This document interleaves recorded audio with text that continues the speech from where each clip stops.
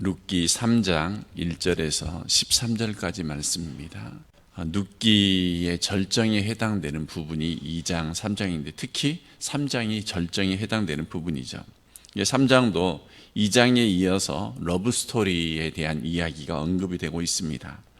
어제 말씀의 룻은 나오미와의 대화를 통해서 왜 보아스가 자신에게 큰 은혜를 베풀었는지 어느 정도는 이해할 수 있을 거라 생각이 되었습니다. 그래서 한편으로는 감사하지만 다른 한편으로는 보아스의 호의를 어떻게 받아들여야 할지 고민도 했을 것 같습니다. 오늘 말씀은 먼저 1절에서 5절은 나오미가 보아스와 룻을 결혼시키기 위해서 아주 세밀하게 계획을 세우는 것을 그런 내용이 언급이 되고 있습니다.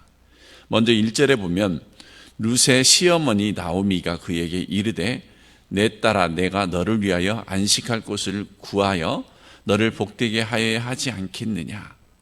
시어머니 나오미가 며느리의 안식할 곳을 지금 구하고 있는 것이죠. 여기서 안식할 곳이라는 것은 본문을 통해서 볼 때 그냥 우리가 말하는 그냥 쉼의 개념을 말하는 것이 아니라 결혼을 통해서 꾸며질 가정에서 주어지는 그 안식을 말하고 있는 겁니다.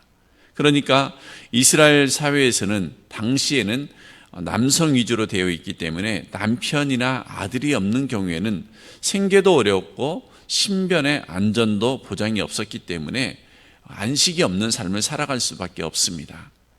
결혼하여 남편의 사랑을 받고 자녀를 얻는 것은 여성의 행복과 안식으로 여겨졌습니다. 자녀는 미래에 대한 보장을 의미하는데 나오미와 룻에게는 먹을 양식은 있었지만 미래를 보장해 줄 그런 자녀가 없었기 때문이죠. 나오미는 이 문제를 해결하기 위해서 일찍부터 룻을 그의 친족이며 이내의 사람인 보아스와 결혼시킬 계획을 구체적으로 마음을 갖고 있었습니다. 여기서 우리가 가정에 대해서 좀 생각을 해보면 어떨까요? 특히 지금 5월 달이 가정의 달이지 않습니까? 대부분의 가정은 어떤 곳이죠? 그곳에 가면 쉼을 누릴 수 있고 안식을 누릴 수 있고 또 평안을 누릴 수 있는 곳이 그런 곳입니다. 그래서 하나님께서 가정은 사람들에게 주어진 가장 기본적인 안식처입니다. 가정은 이 땅에서 천국의 삶을 미리 경험할 수 있는 곳이기도 합니다. 그런데 안타까운 것은 이러한 가정의 기능이 많이 사라져버린 그런 시대의 모습을 종종 듣곤 합니다. 돈 때문에 남편이나 아내를 죽이기도 하고 때로는 자녀를 입양하여 학대하기도 하고 가장 기본적인 안식처가 사라져버리는 그런 시대의 모습을 보이기도 있다는 거죠. 하나님께서 세우신 가정의 그 평안함과 참된 안식과 쉼을 누릴 수 있는, 그러니까 나오미가 지금 룻을 통해서 그 기업 물을 자 대를 잇는 것도 중요한 부분이지만 참된 안식과 쉼을 누리는 삶을 살고 싶었던 것이죠. 그래서 본문의 시어머니 나오미는 룻에게 결혼을 통해서 정말 안식과 복된 삶을 살기를 지금 바라는 마음에서 이 일을 이끌어가고 있다는 거죠. 성도로 살아가는 우리들도 이런 마음이 필요하지 않을까요? 내 주변의 형제나 내 주변에 가까운 성도들의 삶을 돌아볼 때 그에게 참된 안식과 참된 복된 인생을 살아가기 위해서 우리가 최선을 다해서 그 사람을 배려해주고 이끌어줘야 되는 거죠. 우리의 삶 속에서 정말 그런 부분들이 많이 나타나야 된다고 생각이 됩니다. 2절을 보시면 이제 네가 함께하던 하녀들을 둔 보아스는 우리의 친족이 아니냐. 이 친족이라는 말은 2장에서도 언급했던 내용인데 이 친족이라는 말이 이제 3장에서는 기업 물을 자로 9절에 나오고 12절에 나오고 13절에 언급이 되고 있습니다. 그러니까 이 기업 물을 자라는 말은 수혼제도에서 고엘에 대한 것인데 구약에서 세 군데 언급을 하죠. 창세기 38장에 나오고 신명기 25장에 나오고 레위기 25장에도 나옵니다. 어제 담임 목사님께서 이 부분을 언급을 했지만 좀 더 언급해 보면 기업 물을 자는 고엘과 같은 의미이죠. 이것은 혈통의 문제로 수혼법과도 연결되어 있습니다. 그래서 이걸 좀 보면 피무르기라는 것은 복수와 연관된 그런 내용이고 몸무르기라는 것은 노예의 몸값을 주고 해방으로 속량과 연관되어집니다. 또한 땅 무르기는 당시에는 여자는 땅을 살 수가 없었습니다. 이것을 해서 남자 친족이 필요했는데 이것을 엄밀히 따져보면 좀 쉽게 이해하게 설명을 드리자면 현재의 보험제도와 비슷한 그런 내용이라는 거죠. 이 기업 무르는 자 고엘이 신약에서는 누구를 말하냐면 바로 대속자이신 예수 그리스도를 말하고 있습니다. 한편 이 예수가 우리의 기업이 되었다라는 말씀입니다. 그런데 이 기업에는 삼중적인 의미가 있습니다. 세 가지의 뜻이 담겨져 있는데 첫 번째는 예수 그리스도의 기업이고, 두 번째는 하늘의 기업이고, 세 번째는 나 자신이 하나님의 기업이 되는 것이다 라는 말씀이죠. 그런데 이 수원법, 고엘제도, 기업 무르는 것이 당시에 이스라엘 백성들이 실제로 그 의무를 다 이행했던 것은 아니었습니다. 문제는 그 당사자가 이걸 행할 마음이 있어야 되는 것이죠. 그런데 많은 사람들이 그 일을 하지 않았던 거죠. 이 고엘은 이 일을 행하는 자가 마음이 있느냐 없느냐가 매우 중요한데 오늘 본문의 보아스는 그 의무를 성실하게 감당했던 그런 사람의 모습으로 나오고 있죠. 2절에 보면 이제 그가 오늘 밤에 타작마당에서 보리를 까불리라고 하는데 여기도 보면 밤을 강조해서 이것이 매우 은밀하고 신비스러운 그런 분위기를 표현하고 있습니다. 그리고 당시에 타작이 끝나고 나면 잔치를 끝낸 뒤에 밤은 사람들이 너그러워지잖아요. 이제 탈곡을 다 하고 타작을 다 끝내고 모든 사람들과 함께 먹고 마시고 쉼을 누리기 때문에 그런 평안함과 넉넉함 때문에 그런 남에게 좀 배려하고 싶은 마음들이 더 많이 생기는 그런 때를 강조하고 있는 것이죠.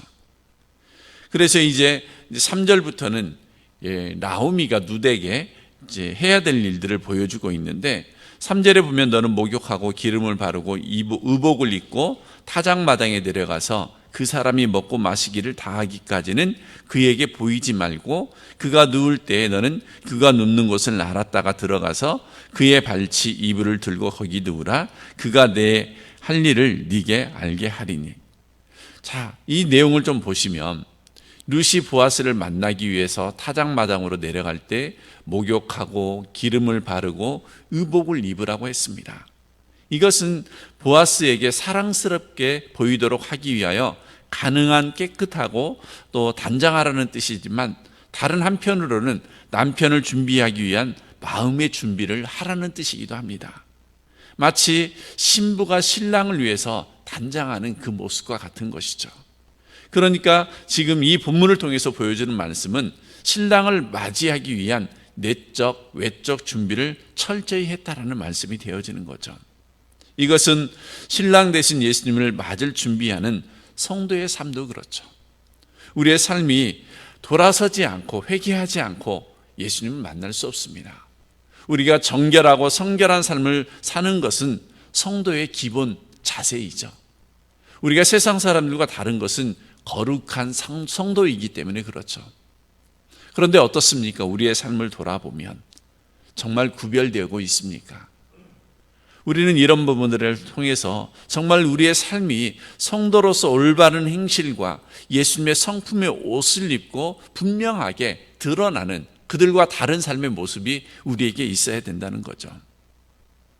4절에도 그의 발치에 이불을 들고 거기 누우라고 하는데 여기 말씀에 보면 그렇습니다. 나오미가 이렇게 할 수 있었던 이유는 아마 보아스에 대해서 그제 보았던 2장 12절에 보아스의 말에 하나님의 은혜를 발견하고 용기와 소망을 얻은 나오미의 부탁이죠.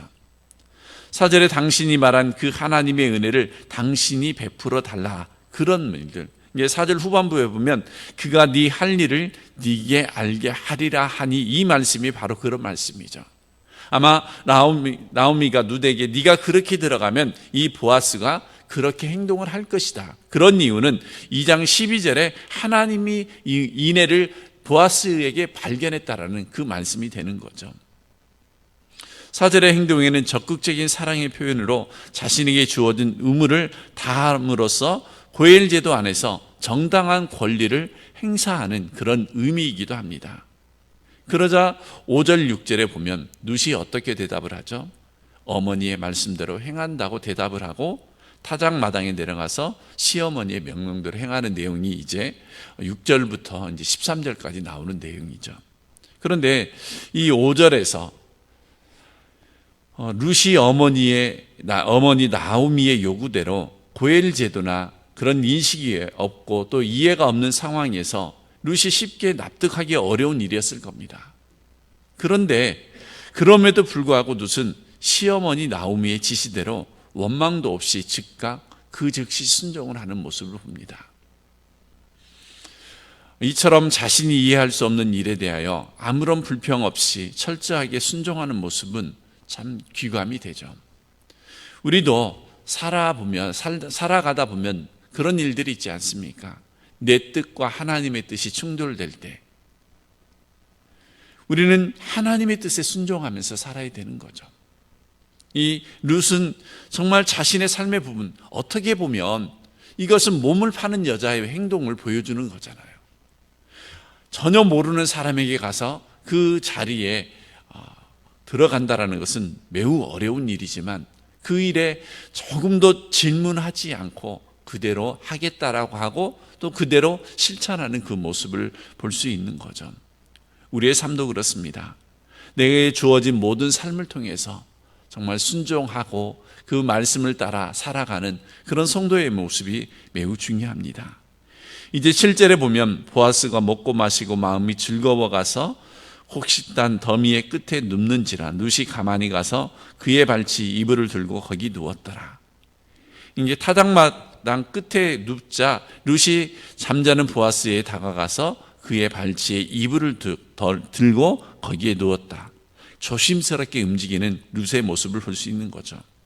그런데 8절에 보니까 밤중에야 보아스가 몸을 돌이켜 이 말은 이렇게 움직이다가 무엇을 찾았는데 바로 그때에 누워있는 여인을 발견하게 되는 거죠. 자기 발치에 누운 여인을 발견하고 깜짝 놀라서 누구냐고 물을 때까지 룻은 그냥 누워만 있었던 겁니다. 이것은 룻이 굉장히 떨리고 조심스러웠다는 것을 의미합니다. 그러자 9절에 보아스가 이렇게 말을 하죠. 이르되 네가 누구냐 하니 대답하되 나는 당신의 여종 룻이오니 당신의 옷자락을 펴 당신의 여종을 덮으소서. 이는 당신이 기업 물을 자가 됨이니이다 하니. 이게 당신의 옷자락을 덮으소서. 이것이 주의 날개 아래 거하는 그런 모습이죠. 청혼이죠. 보아스가 밭에서 룻을 만났을 때 2장 12절에 이스라엘의 하나님은 여호와께서 그 날개 아래 보호를 받으러 내게 온전한 상 주시기를 원하노라고 했었는데 이제 룻이 보아스에게 당신이 그 날개가 되어주세요라고 부탁을 하고 있는 내용입니다. 그러니까 우리말에는 2장 12절은 날개로 되어 있지만 3장 9절 오늘 말씀에는 옷자락으로 번역이 됐는데 히브리어로는 이 두 단어가 같은 단어입니다. 번역이 그렇게 되어진 거죠. 만약 보아스가 이 프로포즈, 나를 덮어달라고 하는 그것을 거절했다면 어떻겠습니까? 나오미는 위협을 무릅쓰고 그 일을 행했고 용기를 내어서 보아스에게 나아간 것입니다. 아마 이렇게 행동하는 룻의 마음은 매우 두려웠을 겁니다. 그런데 그런 모습을 보면서 이제 보아스가 대답하는 내용이 10절, 11절이죠. 보아스의 대답은 너무나 쉬웠죠. 그가 이르되 내 딸아 여호와께서 네게 복 주시기를 원하노라. 네가 가난하건 부하건 젊은 자를 따르지 아니하였으니 네게 베푼 인애가 처음보다 나중이 더하도다 라고 말을 하죠. 그리고 11절에 이제 내 딸아 두려워하지 말라. 그러니까 룻이 너무나 두려워 떨고 있으니까 두려워 말라라고 하면서 내가 네 말대로 다 행한다라고 하면서 네가 현숙한 여자인 줄 나의 성읍 백성이 다 안다. 그러니까 이게 창녀처럼 몸을 파는 여자의 그런 모습이 아니라 정말 네가 어떻게 살았는지 그 모습을 나뿐만 아니라 주변의 모든 사람들이 다 알고 있다는 거죠. 여기서 발견할 것이 그런 것이죠. 성도는 구별된 삶을 살아야 된다라고 말씀을 드렸죠. 그런데 그것을 누가 한다는 거예요? 보아스도 알았고 주변 사람들도 알았다는 거죠. 우리의 삶이 그래야 되지 않겠습니까? 나의 삶이 나뿐만 아니라 내 주변의 모든 사람들이 인정할 만한 그런 성도의 삶을 살아야 되는 거죠. 11절의 말씀을 좀 더 보면 내 딸아 두려워 말라 내가 네 말대로 다 행하리라는 말은 한마디로 네 말이 옳다. 나는 너의 기업 물을 자라는 그런 뜻을 지금 보아스가 인정하는 말이죠.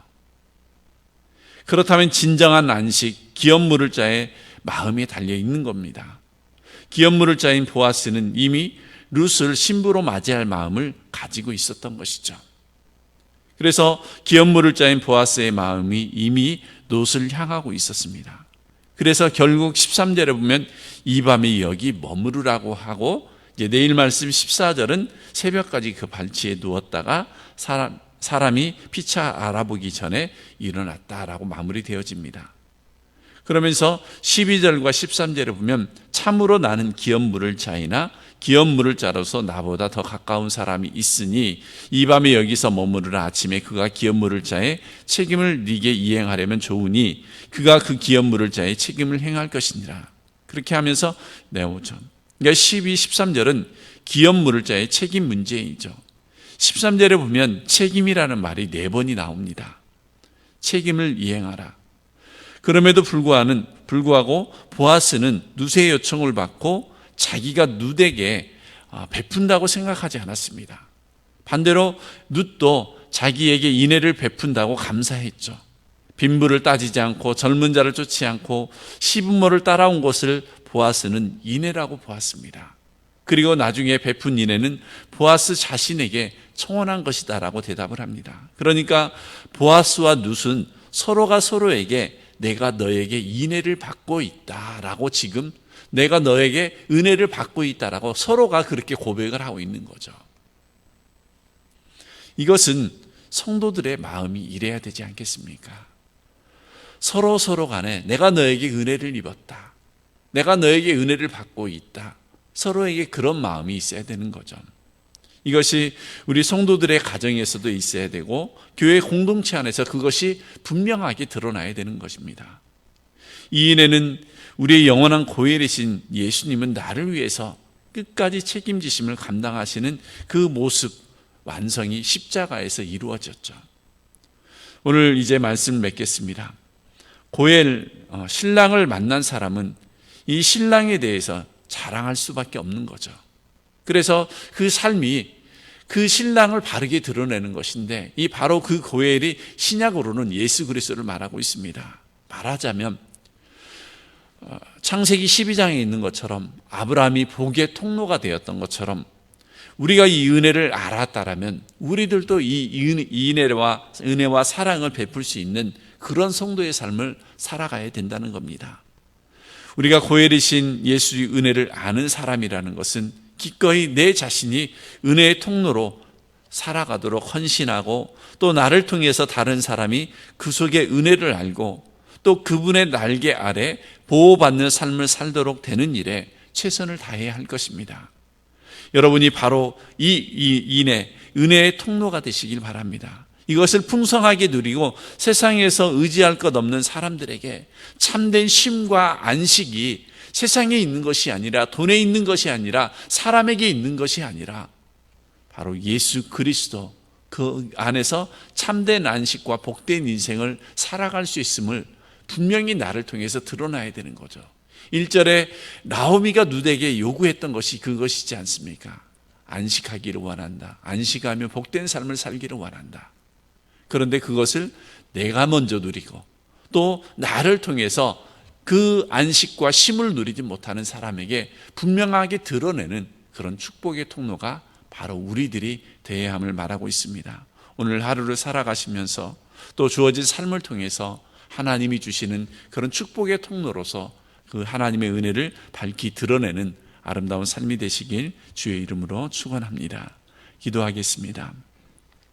하나님, 오늘 나오미는 고엘 제도를 통해서 룻에게 참된 안식 주기를 위해서 그의 친족이며 인애의 사람인 보아스와 결혼시킬 계획을 구체적으로 세웠습니다.